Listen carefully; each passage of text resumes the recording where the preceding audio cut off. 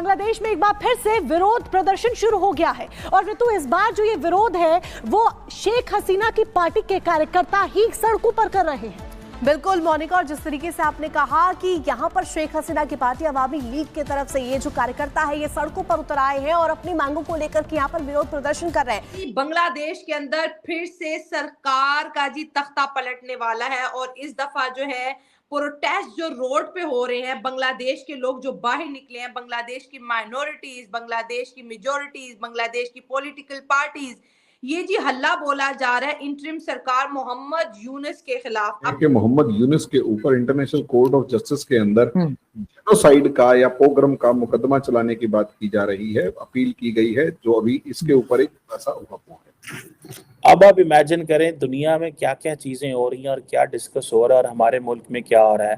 ना कि बिजली बंद हो गई है, ओदे पैसे देने ने इमरान खान कहता मैं सड़कों पे आ जाऊंगा, बाजवा चोर है वो, उसने नवाज शरीफ को भगा दिया और मुल्क के अंदर अफरा तफरी है। ठीक है जी, न्यूक्लियर पावर है, टीटीपी वाले हमले कर रहे हैं, फौजी जवान जो है वो रोजाना शहीद हो रहे हैं और ये आपको खबरें मिलेंगी। भारत के साथ अच्छे रिश्ते बनाकर बांग्लादेश अपने आर्थिक संकट को कुछ हद तक संभाल सकता है और शायद यही बात यूनुस सरकार को अब समझ में आ रही है। बांग्लादेश की अंतरिम सरकार की मुश्किलें यहीं खत्म नहीं होती।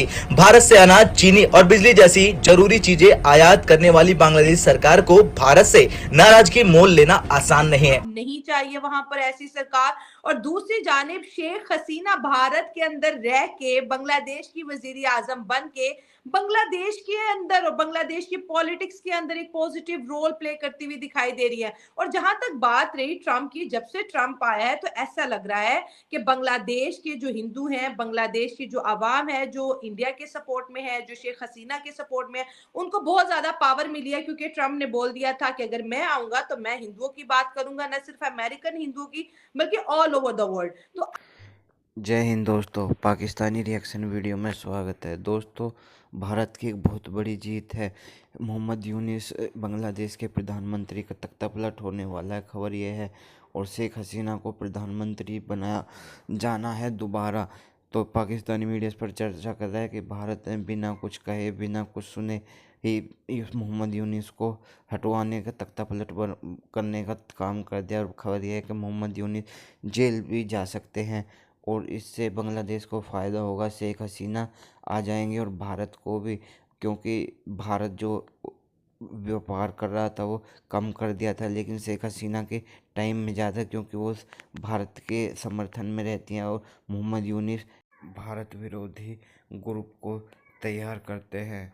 चलिए देखते हैं पाकिस्तानी रिएक्शन वीडियो। ट्रंप की, जब से ट्रंप आया है तो ऐसा लग रहा है कि बांग्लादेश के जो हिंदू हैं, बांग्लादेश की जो आवाम है, जो इंडिया के सपोर्ट में है, जो शेख हसीना के सपोर्ट में है, उनको बहुत ज्यादा पावर मिली है। क्योंकि ट्रंप ने बोल दिया था कि अगर मैं आऊंगा तो मैं हिंदुओं की बात करूंगा, न सिर्फ अमेरिकन हिंदुओं की बल्कि ऑल ओवर द वर्ल्ड। तो अब जो बांग्लादेश के अंदर जो प्रोटेस्ट हो रहे हैं उसका क्या नतीजा निकलेगा, और हम ये भी देखेंगे कि इंडिया और इसके साथ साथ शेख हसीना का जो बॉन्ड है, क्या वो वाकई इतना मजबूत है कि हसीना को दोबारा से वजीर आजम बनने पर मजबूर कर दिया जाएगा। और ये जो तख्ता पलट हो रहा है बांग्लादेश में, इसका क्या नतीजा निकलने वाला है। बांग्लादेश का मैं आपको पूरा डिटेल बता देती हूँ। अवामी लीग की तरफ से जो हमारी शेख हसीना की पार्टी है, अवामी लीग की तरफ से अब सड़कों पर हो रहा प्रदर्शन, अब होगा फिर से तख्ता पलट।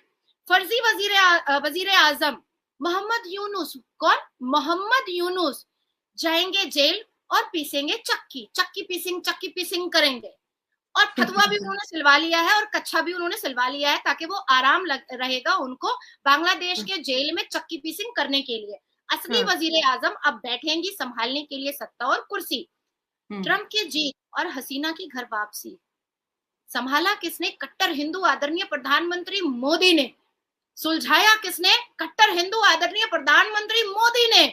और आश्वासन किसने दिया? कट्टर हिंदू आदरणीय प्रधानमंत्री मोदी ने। ट्रंप की जीत बहुत से लोगों का दिल दहलाई और ट्रंप की जीत ने जियोपॉलिटिक्स में बहुत सारे अच्छे और बहुत सारे संवैधानिक नेताओं के लिए एक बहुत बड़ा हेल्पफुल सीढ़ी भी बना ट्रंप की जीत। बांग्लादेश में होगा फिर से 2.0 तख्ता पलट।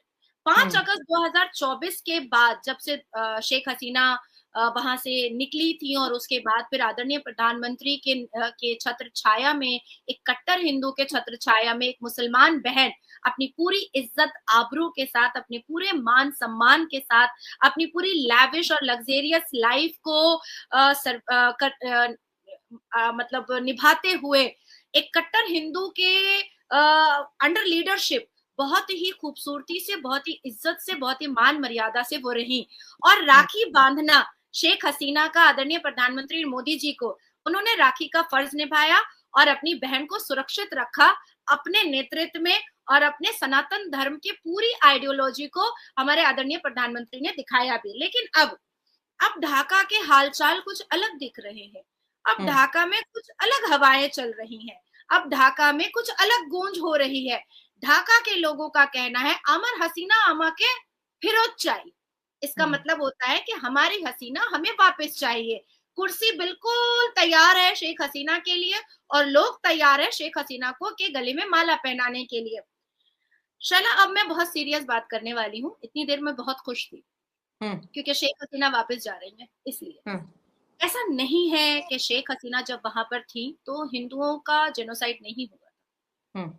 ऐसा नहीं है कि हिंदू बहु बेटियों को लूटा नहीं गया था। ऐसा नहीं है कि 1971 से लेकर के 2024 के 4 अगस्त 2024 तक में हिंदुओं के ऊपर अत्याचार नहीं हुआ था। हुआ था। 8% हिंदू थे वहां पर। 8%। लाखों करोड़ों हिंदुओं की आबादी घट करके बहुत नीचे उतर चुकी थी। लाखों मंदिरों के जगह पर कुछ मंदिर रह गए थे। लाखों की जगह हजारों आ चुका था।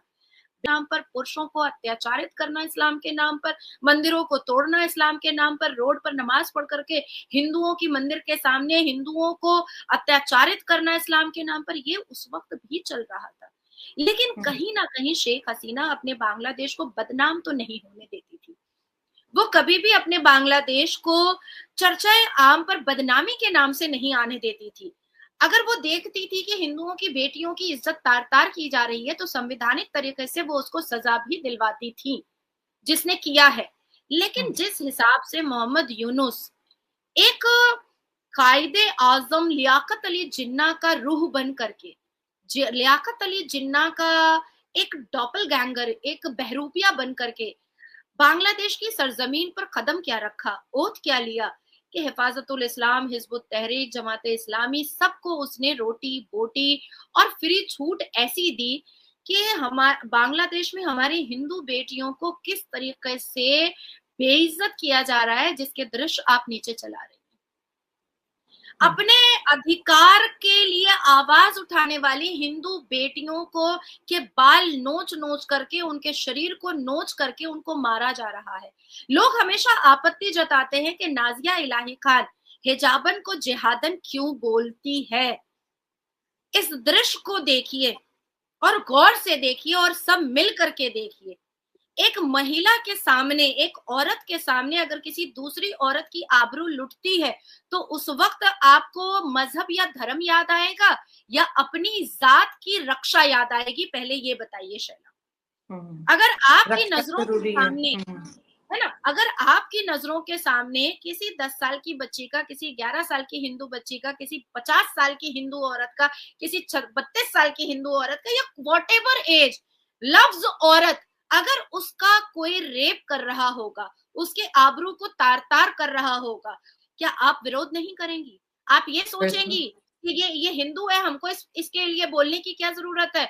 अगर औरतें अपनी जात की नहीं हुई तो वो अपने इस्लाम की क्या हो सकती है? नहीं हो सकती है। औरत को अपनी जात का पहले होना पड़ेगा, वो अपने आप अपने इस्लाम की हो जाएगी।